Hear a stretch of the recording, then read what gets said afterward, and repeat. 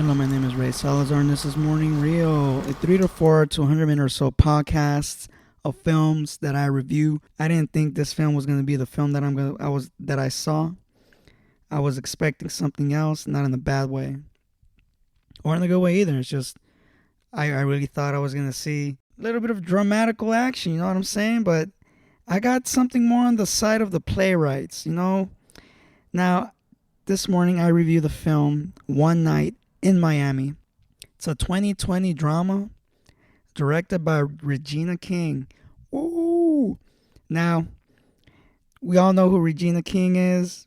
Man, she's been in the fucking film industry for a while.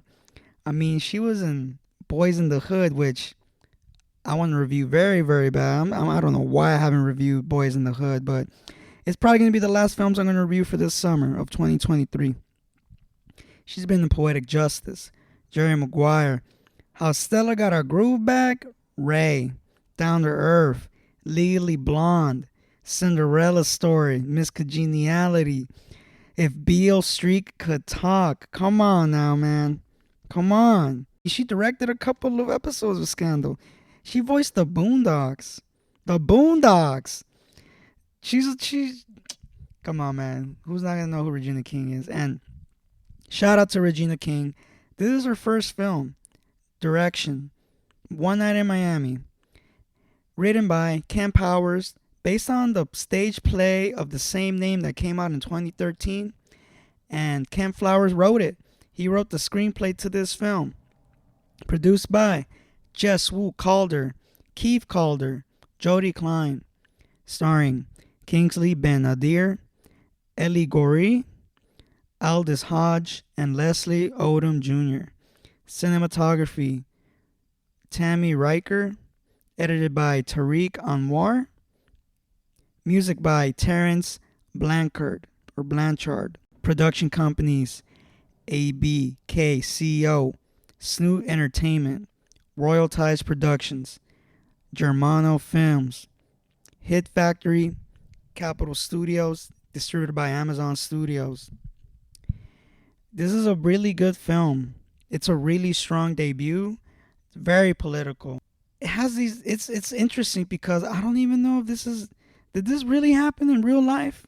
Like, did Malcolm X, Muhammad Ali, Jim Brown, and Sam Cooke like stay in one room and like talk about black injustice, politics? Because this film, all right, look, this film takes place in 1963. We all know Cassius Clay.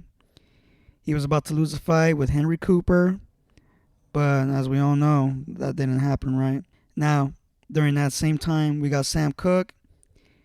He has a bad performance in front of an all-white audience in New York City at the Copacabana.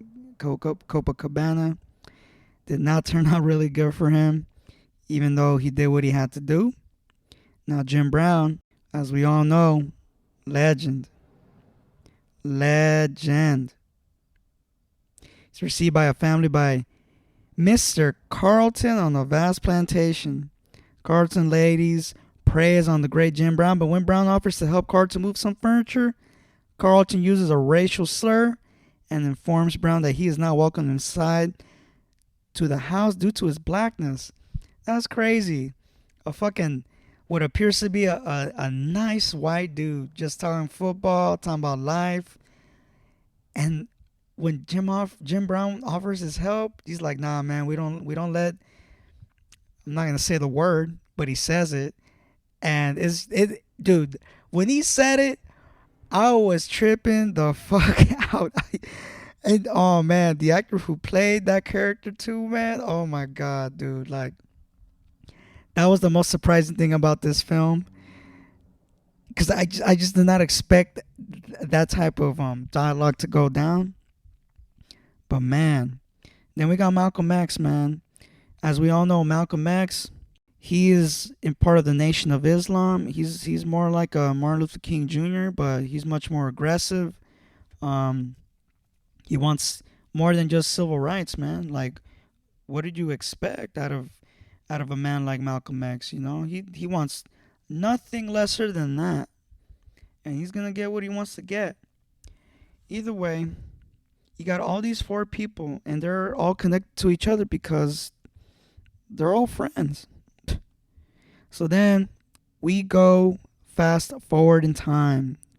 We go to February 25th, 1964. And these dates are important because the main part of the film takes place on the day of this event. February 25th, 1964. All those guys are in Miami. Cassius Clay. He is about to fight Sonny Liston, as we all know. We all know who won that fight.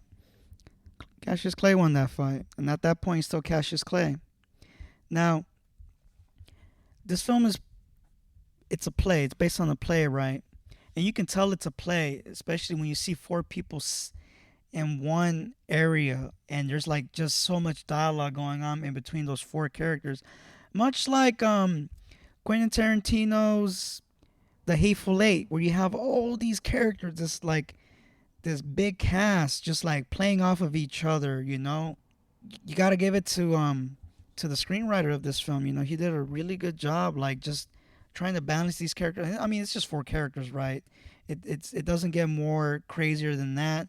I mean, there's not just four characters. I mean, we have other brothers from the Nation of Islam who are with Malcolm X, protecting him, making sure he's good, making sure he's protected. And I like how these characters shown in this film, but at the same time, I like how Regina King shows him at the most humanistic level, even if it's showing anger. Anger is very human, you know? It's very human. It's one of the most human things we got that expresses emotions, One of the most powerful ones too. And I like that we get to see anger without being like ignorant, without being just like just total disrespectful. There's a lot of respect between the characters in this film. They all respect each other. All these characters in which Malcolm X was just trying to spoon feed to these guys, like, hey man, like, you guys are not just black, you guys are special, that, like, Muhammad Ali, dude, you're the, like, even at that time, the most incredible athlete, like the most well known, the most powerful, the most probably successful, especially for like a black American at that time, like, people would say he's the chosen one, especially in boxing. You got Sam Cooke, who's a hit maker, dude. He just makes hits. He's loaded with cash. He's a very successful man, especially in the career that he's in. Facing all kinds of challenges. And you got Malcolm X, who, man, they got the FBI on his ass.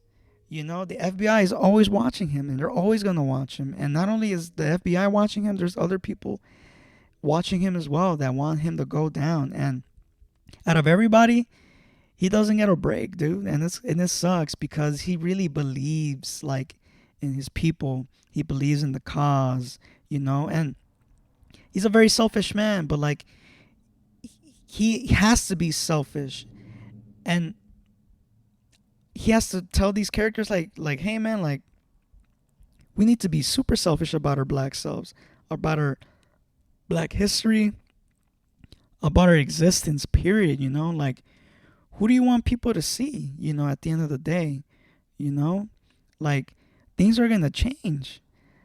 And he had a point, I mean, look at where we are now. Just like forgetting about the film for a second, just ask yourself that, like, don't put yourself on the black man's shoes, but just ask yourself how things are now, and then think about what they got going on.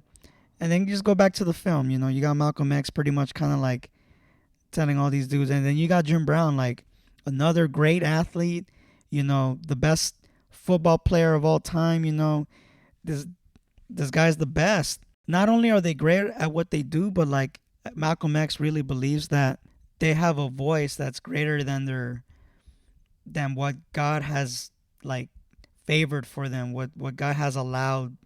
Cassius Clay / Muhammad Ali being a great boxer, Sam Cooke a great musician / artist / entrepreneur, Jim Brown a great athlete, you know, there's gonna come a time where like you gotta use what you got to move the world, you know. And Malcolm X sees that, you know. And it's funny because it's not really mentioned in the film, but like, you know, he sees what Martin Luther King Jr. had, you know. He understood the power that this guy had through his voice, you know. His voice said it all. His voice set it off, period. And I like how these characters go back and forth, you know, talking about politics, talking about what it takes to be a, you know, a legitimate man, a man who is not picking off from the white folk, you know, a man who is like completely self-made, you know. And I like Sam Cooke's, I like his point about things, you know, like as an artist, where like, hey man, like I have all the masters of my shit. And to hear him say that, it is, that's power, dude. Like there's nothing more powerful than to say, hey, I'm a black dude in 1964 who owns all the masters. All the masters. You know, I don't know, right? You know, I only know so much about music as far as the business side of things go, but like are there other African American artists slash musicians who who own everything of theirs, like their masters, their their lyrics, you know, the songwriting, all that stuff. You know, I mean, I don't know, but I wonder, man, if anybody knows, you know, comment that. I'd like to know. You know, it's very interesting. And again, Sam Cooke, the way he talks about his masters, the way he talks about how like, hey man, like if somebody wants to work with me, I get a fucking check out of that. You know, I get my share. You know, my deserving share. What's through like through the system, right? Through the system of music and law and everything that intertwines with, you know, he's got it going. These characters inspire each other because then you see Sam Cooke sing a song that's, you know, very famous, and it's the very song that Malcolm X was begging to hear him sing, like not just like in the film, but like if we're talking about these characters here, like he's like, man, what happened to you, man? Like, you sold out or what, dude? Like, what happened? Like, you used to write beautifully, you used to write about, you know, the good things, you know, like black success, you know, stuff like that, or not even black success, but like just like people need to hear what's going on, you know, much like how Bob Dylan was telling it like how it is, you know, with the song "Blowing in the Wind," you know, and it's a simple ass fucking song. It's just a guitar, harmonica, and Bob Dylan's voice, but he had a message. And Sam Cooke has a message, and it's great to see that message being sung out in the film, you know. And man, it's a fucking good performance too. I like how Regina King likes to put their characters on top. I like how she puts them on the spotlight, not literally on the spotlight, but like, you know, each character gets a turn as far as like describing their struggle, describing like their importances, their worries, and honestly, they're all interconnected. And it's funny that the characters don't see that, but they see it eventually, you know. And it's crazy that sometimes, you know, like to put your homie, you know, or your friend or a colleague, to put them on top, to put them over. Sometimes, man, gotta get a little aggressive. Sometimes you just gotta push them. You gotta you gotta push them, man. Like it sounds weird. Oh, is this macho bullshit? I mean, maybe, maybe it is. I can kind of say it is a little bit of macho shit, but like, if it takes our machismo to push us into becoming better people, not only for ourselves, but for the people who look up to us, you know, and the general us. I mean, I got nobody looking up to me, you know, generally speaking, except for myself. I look up to myself, you know, because I gotta push myself at the end of the day. But see, sometimes you gotta be pushed to kind of see how things are and what you can do to put your part in it. And you, the only thing you can like just manifest is that it'll influence others, you know. And I like how this film kind of brings that idea that like your voice is very influential, you know, especially with like the talent you got. Like, look at me, you know, here I am talking about a film, and I hope this film influences you to, like, I don't know, watch this film, or like if you're like a sociology major or political science major, you'll look into things that I'm talking about, like, like civil rights, human rights, women's rights, stuff like that. So good job in that. At the end of the day, I'm gonna give this film 3.5 out of 4 toes. What? Not 4? Yeah. And the reason why I gave it 3.5 out of 4 instead of 3 out of 4 is simply due to the fact that I did expect a little bit more than what they were talking about. There is one scene where Cassius Clay and Sam Cooke, they go to the liquor store, and they go to the liquor store and they buy shit for them to take it back to the hotel to party, because they expected a party, right? And you know what? They get it. They did get a party at the end of the film, which was great. They got a celebration, and and that's one other thing too. Like in the midst of all this crazy shit that's going down, even in 1964, it's crazy that that you can still come together with your homies after a fight or after any kind of, like, argument. You can still, it's great to be unified. You can still, like if me and a friend are just not having a good day and we're kind of taking it out on each other, best believe at the end of the day, besides saying our sorries, we're gonna smoke a joint, we're gonna have a beer, or we're gonna go somewhere and just like have fun, just like cool off, or not just cool off, just like enjoy life, because you can't just be angry at each other. And that's the whole thing about it too. All this anger, like all this anger needs to go. Like, get rid of your anger, dude. Like, it sucks that there's so much like negative stuff in this world, so much anger. You wish that the world was a better place, a much less aggressive place, and hopefully in time, as a society, I hope we become more unified. And going back to that scene where they're just at the liquor store talking about their worries and all that stuff, but they also talk about like, hey man, like at the end of the day, I'm the most important thing, and I gotta make sure that I know who I am. I know who I am. Like at the end of the day, like there's all kinds of people next to me, behind me, who are gonna try to influence me, who are gonna try to like put me into a certain direction or take under their wing. Like, I gotta make sure that I'm still legit to myself, that I'm still real. You know what I'm saying? That you're still true to yourself. Because once you lose that, man, like you're just a puppet. You're open to become a puppet to anybody else. And that's what One Night in Miami is about. At least that's what it is to me. At least that's what I felt about it. And okay, so 3.5 out of 4. That one scene where they're at the liquor store and that's it. They just go to the liquor store and they go back. And then the scene with Malcolm X, talking to his wife and all that stuff, man. Like, it's cool. It's great. It gives you context. It shows you all kinds of shades of all these characters, especially Malcolm X's character, because obviously out of all of them, he's the most important one. Like, he is, as far as the civil rights is concerned, between those 4 characters, he is the most important one. He's the one that matters, because obviously he is the voice who tries to who tries to influence other people to use their voices. He's both the protagonist and the antagonist. But that's what makes a character a good character, seeing all kinds of sides, but at the same time, so true to themselves. And that's all we see. We see that, and I just wish there was a little bit more, But I guess because it's out of a play, that's all you're gonna get. So, I mean, if I'm gonna base it off just because it's from a play, it would be easily 4. But I am looking at this film as a film and where it goes.